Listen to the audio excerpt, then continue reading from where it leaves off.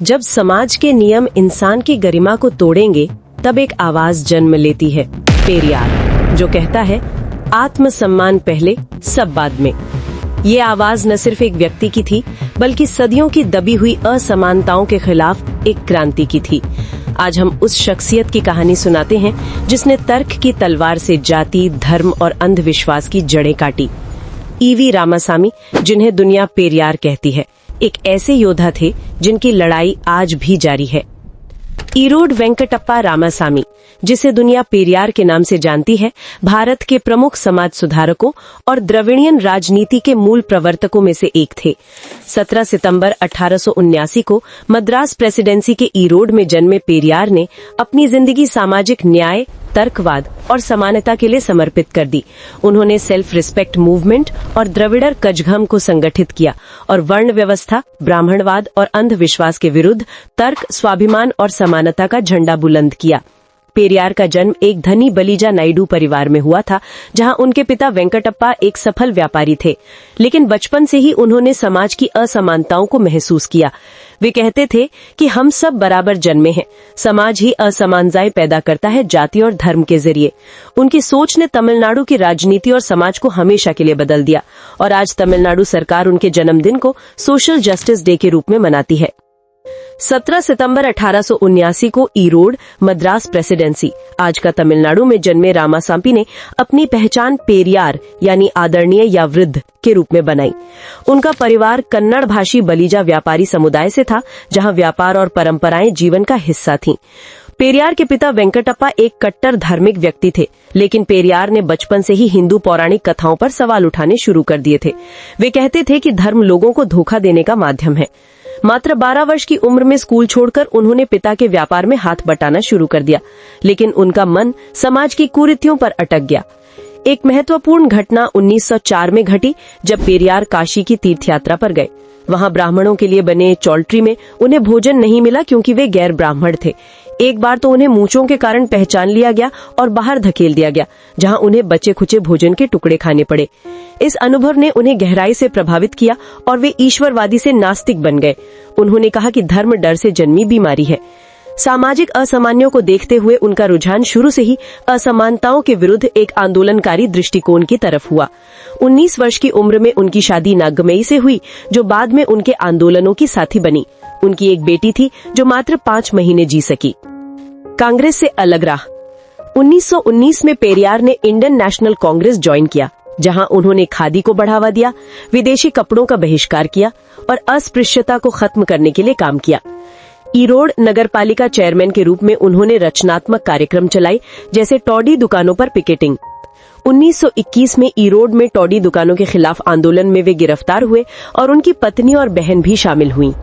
Tiruppur session में Madras presidency Congress committee के अध्यक्ष के रूप में उन्होंने सरकारी नौकरियों और शिक्षा में आरक्षण की मांग की, लेकिन 1925 तक उन्हें महसूस हुआ कि संगठन में उच्च जाति हित प्रमुख हो रहे हैं और उन्होंने त्यागपत्र दे दिया। उन्होंने कहा कि कांग्रेस ब्राह्मणों के हितों की रक्षा कर रही है, न कि गैर ब्राह्मणों की। इस विराम ने उनके लिए स्वतंत्र समाज सुधार की नई राह तय की, जहां पार्टी से बड़ा उद्देश्य सामाजिक न्याय था। उन्होंने घोषणा की कि no god, no religion, no Gandhi, no Congress, no Brahmins. ये मोड़ उनकी जिंदगी का टर्निंग पॉइंट था, जहां उन्होंने द्रविड़ियन आइडेंटिटी को मजबूत करने पर फोकस किया। वायकॉम सत्याग्रह। 1924-25 के वायकॉम सत्याग्रह में भागीदारी ने उन्हें जाति भेद की कठोर हकीकत से रूबरू कराया, जहां वे 2 बार गिरफ्तार भी हुए। ये आंदोलन ट्रेवनपोर के वायकॉम मंदिर के आसपास सार्वजनिक सड़कों पर निचली जातियों के प्रवेश के लिए था। 30 मार्च 1924 को शुरू हुए इस सत्याग्रह में पेरियार 14 अप्रैल 1924 को पहुंचे और तुरंत गिरफ्तार हो गए। गांधी जी के हस्तक्षेप से कुछ समझौता हुआ, लेकिन पूर्वी सड़क अभी भी बंद रही, जिसकी पेरियार ने आलोचना की। ये आंदोलन उनकी सोच को और कठोर बना गया कि सार्वजनिक स्थलों पर सबको समान अधिकार मिलना ही चाहिए। उन्हें वायकॉम वीरर यानी वायकॉम का हीरो कहा गया। आंदोलन में सिख, क्रिश्चियन और मुसलमानों का भी समर्थन था और 1936 में टेम्पल एंट्री प्रोक्लेमेशन से पूर्ण सफलता मिली। पेरियार ने कहा कि जाति व्यवस्था समाज को विभाजित करती है और इसे तोड़ना जरूरी है। इस घटना ने दक्षिण भारत में मंदिर प्रवेश आंदोलनों को प्रेरित किया।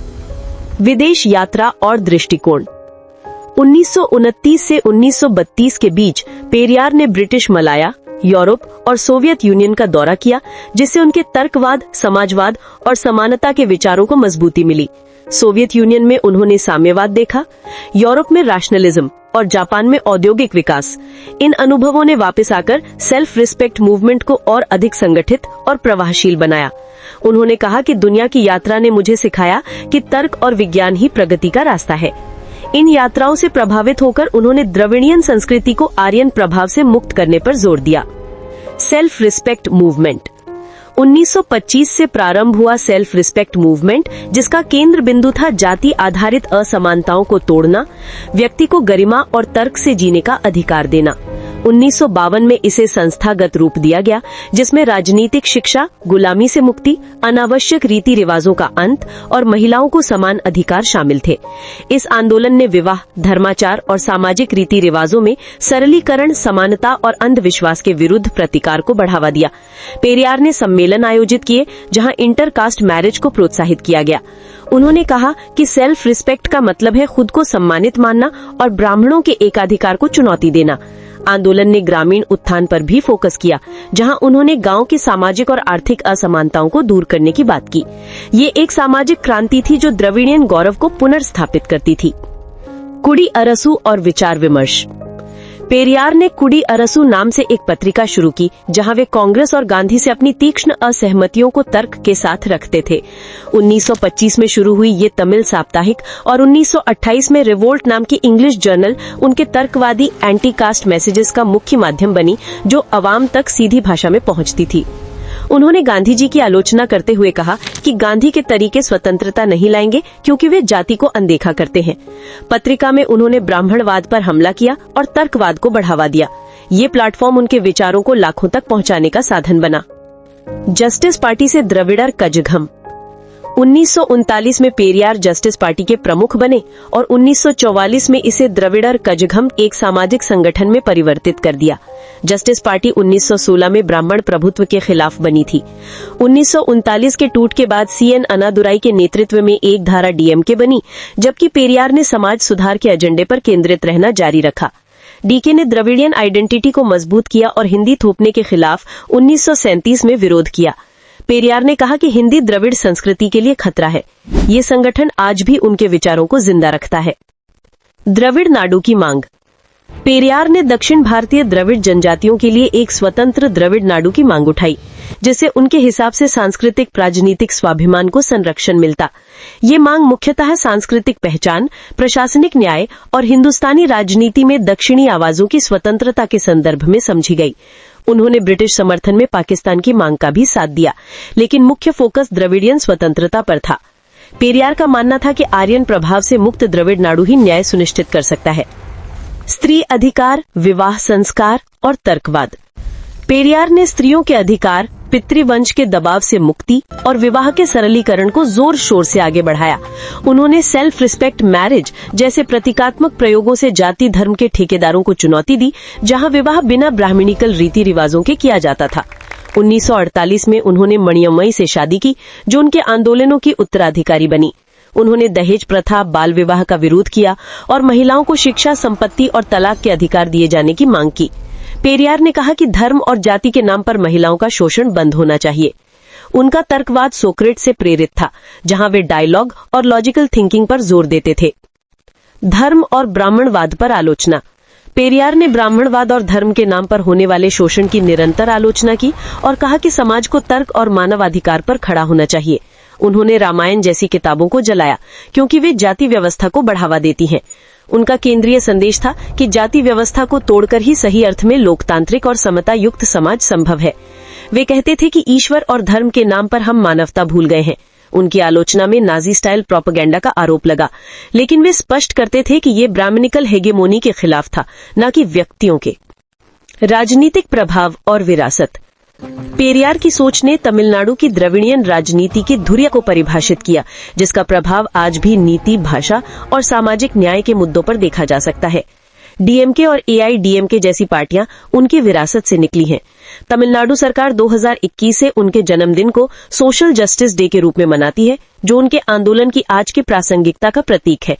उनकी किताबें जैसे collected works of Periyar Avik और विलेज अपलिफ्टमेंट आज भी पढ़ी जाती हैं।